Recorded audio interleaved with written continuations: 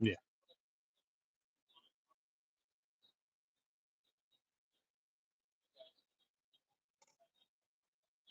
What's up?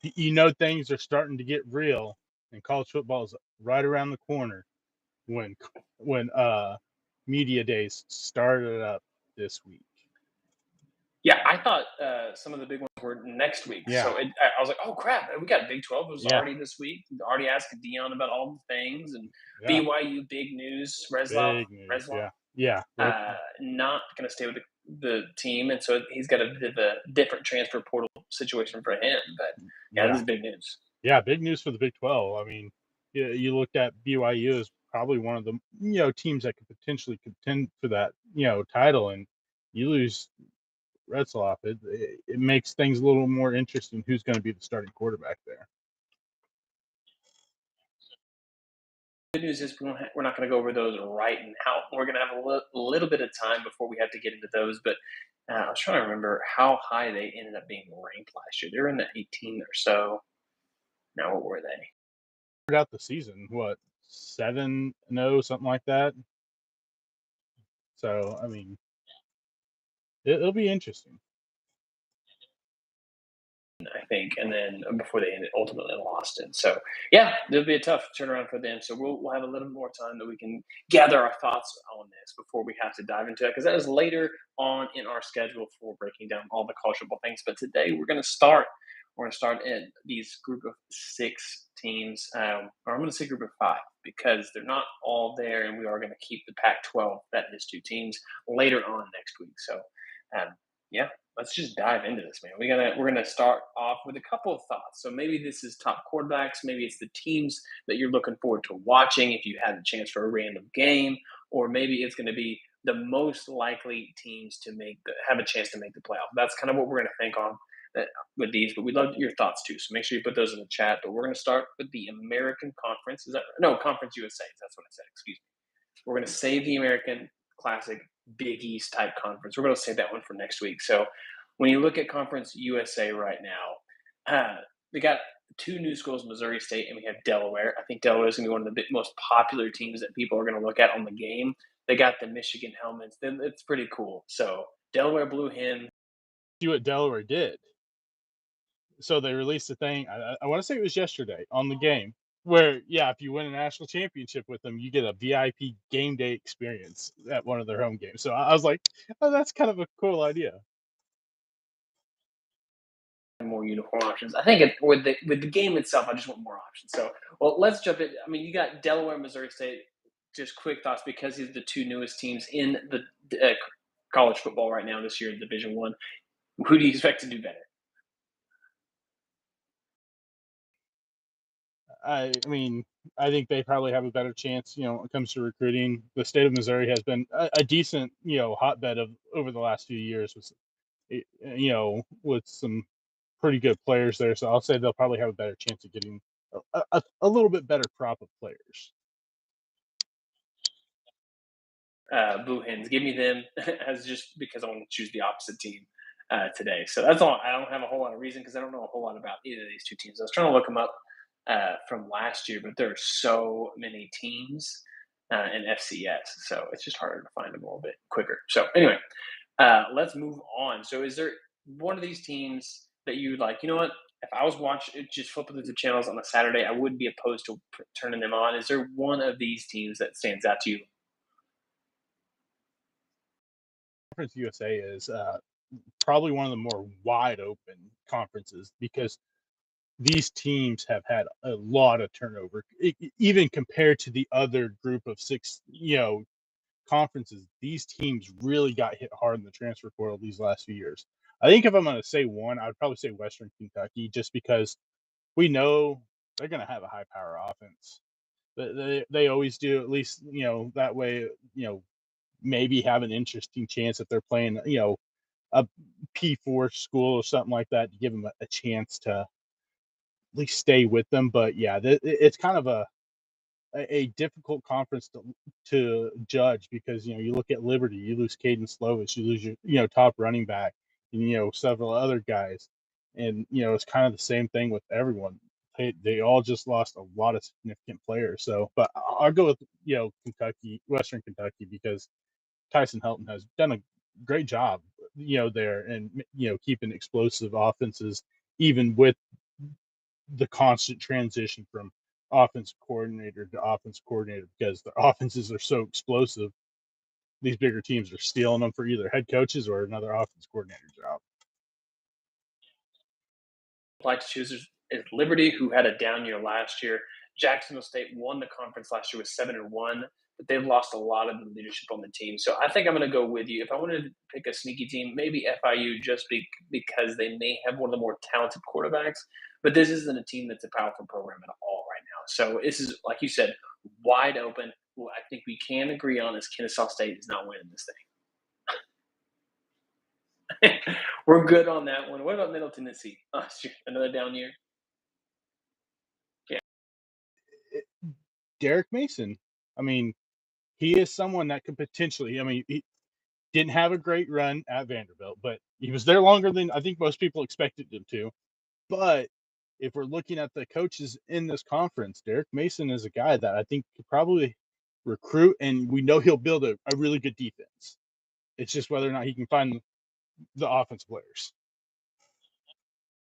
Think you can get away with having a bad offense or bad defense in this conference play itself, but I don't think you can get away with having a bad offense. You got to have that key. And that's that. You look at some of the top teams last year; they're both offensive minded ones. So that is what I would say is got to be the recipe. But we can all agree that there's not going to be a Conference USA playoff team, right? Even if they go undefeated. This year. And honestly, I don't know if I could see a single team in this conference going undefeated.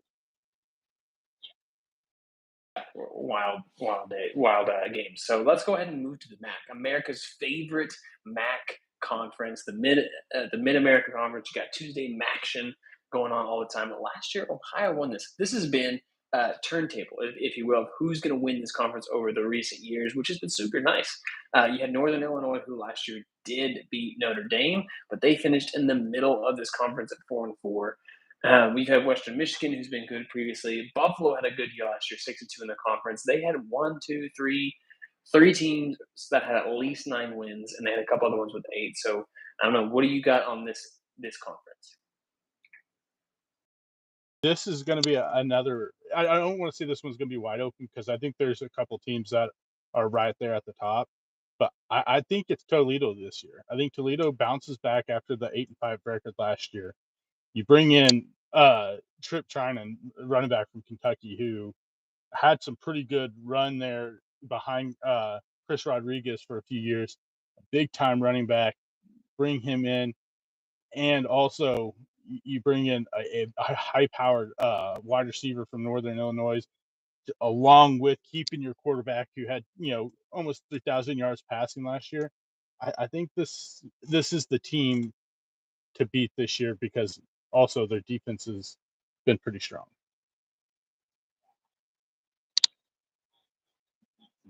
Mm-hmm. Yeah. Yes.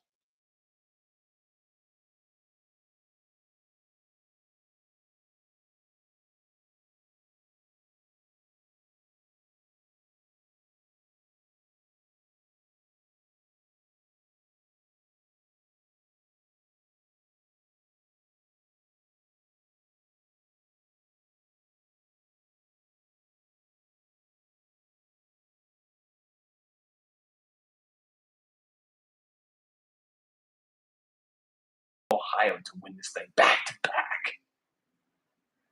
Now it's Tuesday night. What matchup are you most likely to be excited to see on this one? You could go with like a Toledo, Miami of Ohio, or Toledo, Ohio, because in the same state, it's going to be a heated games there. But yeah, I'll go Toledo, Ohio. Our picks because I think that these two teams, I think, are probably right up there. The best teams in this conference. You could throw Buffalo in there, but I don't know if I see them repeating what they did last year. That MAC championship game, Toledo versus Ohio. assuming because they're out of divisions now as well. So there's only one still conference that has divisions. I hope this eventually changes, especially the more college football playoff will just kind of adjust itself. I hope we get divisions back, but right now with their Yeah, schedule, there's not a guarantee those two teams will get to play each other. But I think they have the talent to play each other in the MAC, which would be a really great matchup. Yeah. So, all right. Any of these teams you think could legit have a shot to be undefeated and then make a playoff? I just I think what we see from the MAC most of the years is that they will beat up on each other unless you have yeah, like unless it's like what 5 6 years ago when Northern Illinois made that huge run and had one loss or whatever and played in a decent bowl game. But I don't see that this year. I don't know if there's any of these teams are so strong that they're just going to run through the conference and be unscathed. Mountain West. It's the last year that the Mountain West is going to look like this. Next year is going to look a lot different. But we had two teams that finished the year ranked. Last year we had three teams that went 6-1, including Colorado State. But we had two 10+ win teams with Boise State and UNLV. Is this more of the same for this conference, or do you expect maybe another dark horse team to kind of sneak up there? Not named Nevada. They are terrible. Just throwing that out there. You don't think Nevada, your dynasty team from our college football game? No, I think this is pretty clearly a two-horse race between Boise State and UNLV. Granted, Boise State did lose Ashton Jeanty. That's going to be a huge loss for them. But they also bring in running back Malik Sherrod from Fresno State. They're really big on Sire Gaines. You have a left tackle that is an all American candidate. Good chance that he's going to be a top two pick, round pick next year. But I think UNLV is the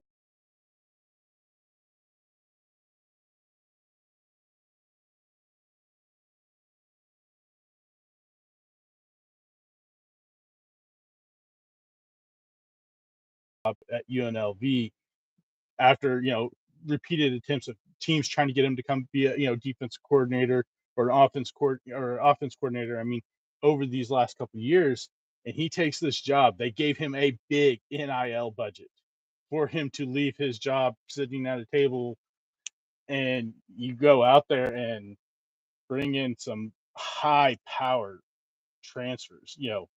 Anthony Caldrea from Virginia. You got a quarterback battle between him and Alex Orji from Michigan. You bring in some defensive transfers. Denver Harris, who was a former 5-star. Jake Pope, safety from Georgia. Granted, they lost a lot on defense. They only have one returning starter on defense. But the transfers and that's the thing. You had the right coach, and you brought in transfers from Power 4 schools to come to UNLV. I think this is the team to watch with the potential of making it to the college football playoffs this year.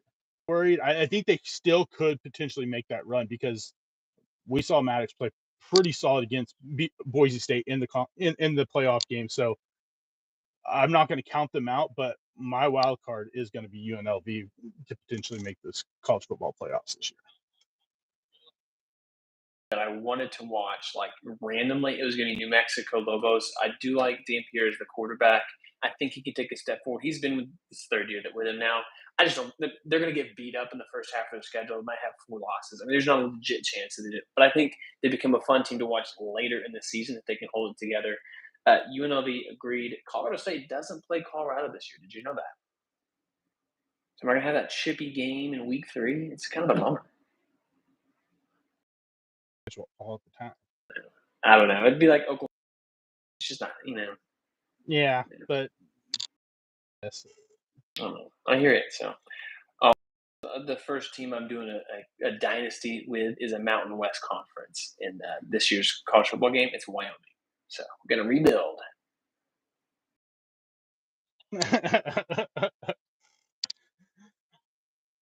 Oh yeah, uniforms.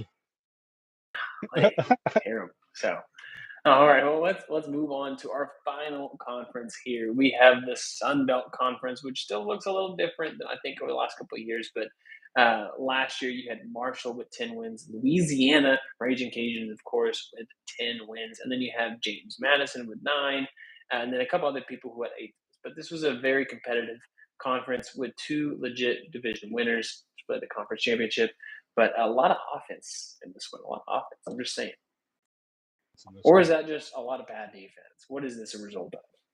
I think but a good portion of both, honestly. Well, what's the team that sticks out to you that has a legit shot here?